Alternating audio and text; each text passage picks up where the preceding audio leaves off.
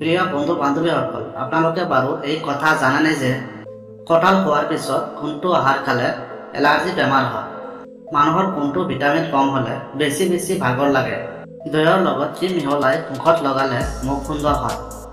প্ৰতিদিনে ৰাতিপুৱা ব্ৰাছ নকৰিলে কোনটো বেমাৰ হ'ব পাৰে? এনে অজস্ৰ গুৰুত্বপূৰ্ণ প্ৰশ্ন উত্তৰবোৰ আজিৰ এই ভিডিঅ'টোত আপোনালোকে জানিব পাৰিব। গতিকে এনেকুৱা নজনা প্ৰশ্ন উত্তৰবোৰ জানিবৰ বাবে ভিডিঅ'টো অলপো স্কিপ নকৰাকৈ শেষ পৰ্যন্ত শুনিবলৈ আমি আপোনালোকক অনুৰোধ জনালোঁ। আৰু আপুনি যদি মোৰ এই চেনেলত নতুন হয় তেনেহ'লে চেনেলটি ছাবস্ক্ৰাইব কৰি ৰাখিব, আৰু যদি ছাবস্ক্ৰাইব কৰি ৰাখিছে তেনেহ'লে আপোনাক অসংখ্য ধন্যবাদ জনালোঁ। আজিৰ প্ৰথম প্ৰশ্নটো হৈছে, কোনটো গছৰ পাতৰ ৰস ব্যৱহাৰ কৰিলে শৰীৰৰ ছালৰ বেমাৰ দ্ৰুত ভাল হয়? আপোনালোকৰ সন্মুখত অপশ্যন আছে: ক পেপাৰ পাত, খ আম পাত, গ নিম পাত, ঘ তুলসী পাত।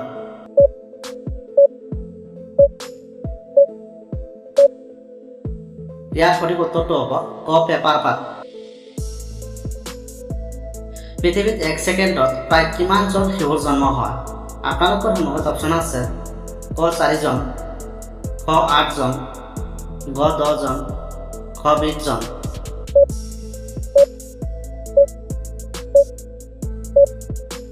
ইয়াৰ সঠিক উত্তৰটো হ'ব ক 4 জন।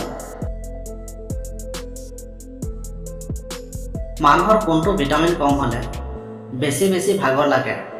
আপোনালোকৰ সন্মুখত অপশ্যন আছে: ক ভিটামিন এ, খ ভিটামিন বি, গ ভিটামিন কে, ঘ ভিটামিন ডি।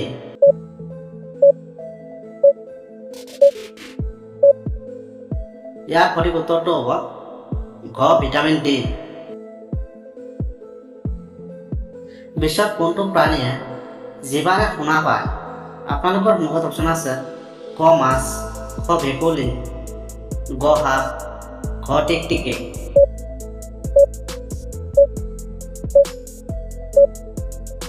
ইয়াৰ সঠিক উত্তৰটো হ'ব গ সাপ। ৰাতিপুৱা খালী পেটত কোনটো আহাৰ খালে পেট পৰিষ্কাৰ হয়? আপোনালোকৰ সন্মুখত অপশ্যন আছে: খ চাহ, খ পানী, গ কফি, খ ভাত।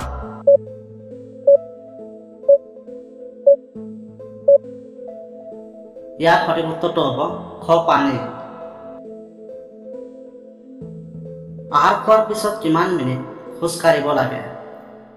আপোনালোকৰ সন্মুখত অপশ্যন আছে: ক 15 মিনিট, খ 20 মিনিট, গ 25 মিনিট, ঘ 30 মিনিট।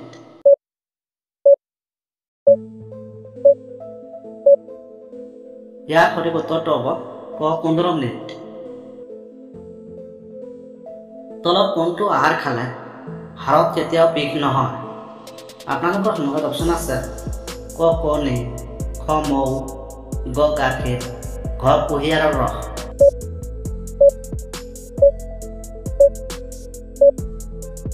ইয়াৰ সঠিক উত্তৰটো হ'ব ক কণী।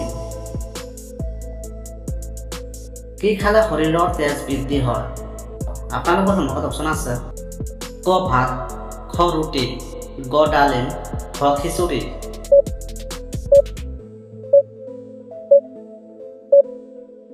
ইয়াৰ সঠিক উত্তৰটো হ'ব গ ডালিম। খালী পেটত পানী খালে কোনটো বেমাৰ দ্ৰুত ভাল হয়? আপোনালোকৰ সন্মুখত অপশ্যন আছে: ক হাঁপানি, খ কোষ্ঠকাঠিন্য, গ মেলেৰিয়া, ঘ জ্বৰ।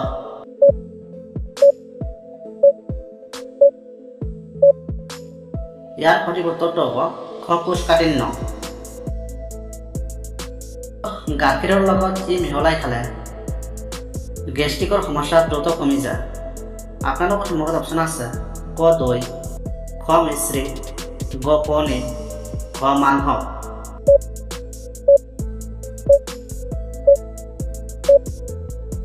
ইয়াৰ সঠিক উত্তৰটো হ'ব খ মিশ্ৰি। মানুহৰ শৰীৰৰ কোনটো অংগ বেছি লৰচৰ কৰে? আপোনালোকৰ সন্মুখত অপশ্যন আছে: ক লিভাৰ, খ মস্তিষ্ক, গ হৃদপিণ্ড, ঘ উহা।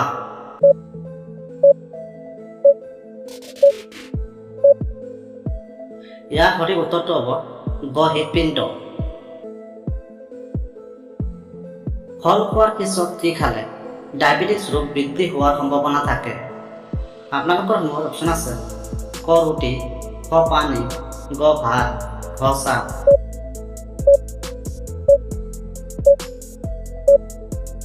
ইয়াৰ সঠিক উত্তৰটো হ'ব খ পানী। দৈৰ লগত কি মিহলাই মুখত লগালে মুখ সুন্দৰ হয়?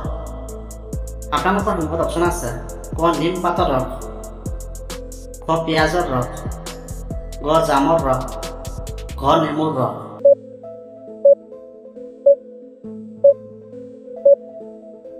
ইয়াৰ সঠিক উত্তৰটো হ'ব ঘ নেমুৰ ৰস। অতি বেছি কি খালে কিডনী নষ্ট হয়? আপোনালোকৰ সন্মুখত অপশ্যন আছে ক টমেটো চচ, খ কণী, গ কফি, ঘ চাহ।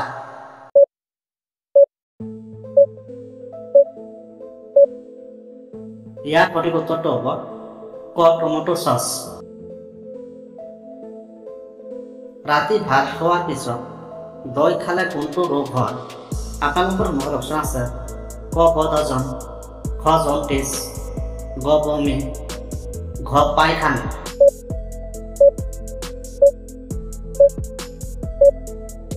ইয়াৰ সঠিক উত্তৰটো হ'ব ক বদহজম।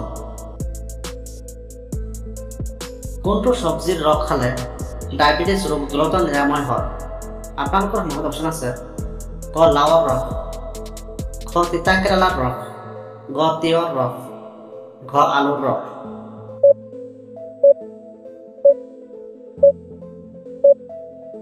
ইয়াৰ সঠিক উত্তৰটো হ'ব খ তিতা কেৰেলাৰ ৰস।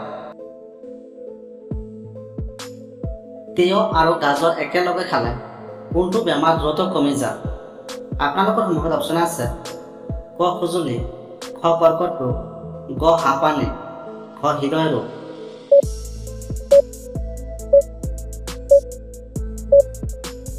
ইয়াৰ সঠিক উত্তৰটো হ'ব খ খুজুলি।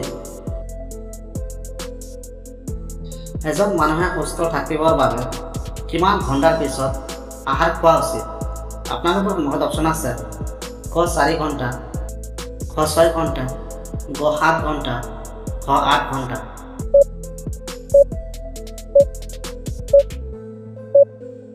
ইয়াৰ সঠিক উত্তৰটো হ'ব ক 4 ঘণ্টা।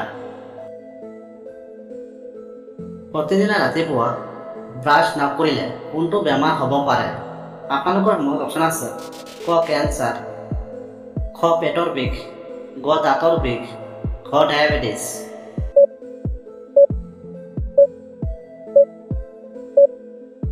ইয়াৰ সঠিক উত্তৰটো হ'ব খ কেঞ্চাৰ।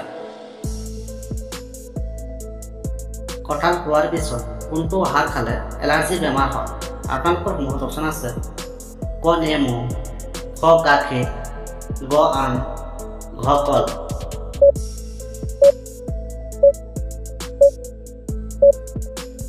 ইয়াৰ সঠিক উত্তৰটো হ'ব খ গাখীৰ।